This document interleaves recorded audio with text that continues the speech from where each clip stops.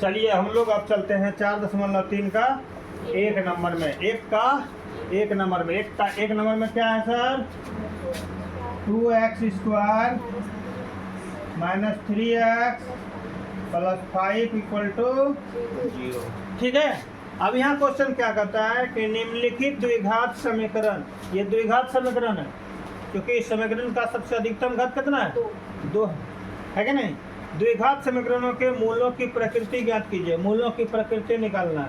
अभी हम लोग पढ़ रहे थे ना कि मूलों की प्रकृति 3 गो होता है।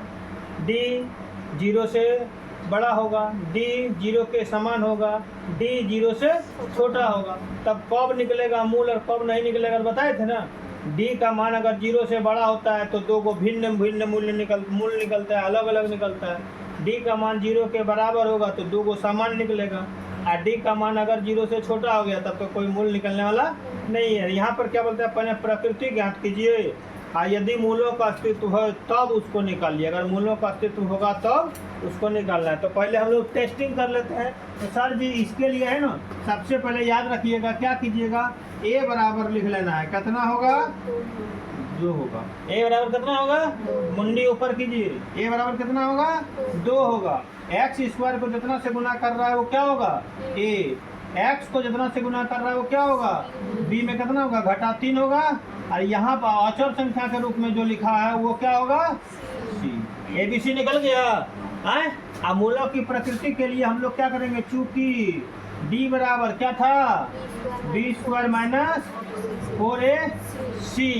अब इसका मान निकालिए। b² b में कितना है?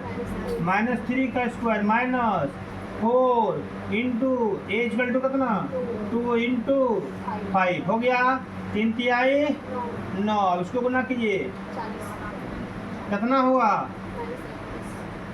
-31 होगा कि नहीं? चूंकि d, ध्यान दीजिएगा, d क्या होगा? 0 से छोटा है कि नहीं? 0 से छोटा है। अतः मूलों का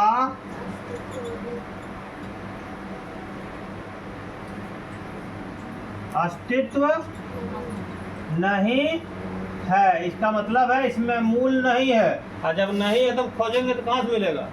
जब मूल्य नहीं है, मूलों का अस्तित्व नहीं है, इसका मूल निकालने वाला नहीं है। यहीं पर इसका आंसर हो गया। देखिए बनाइए झापाक से।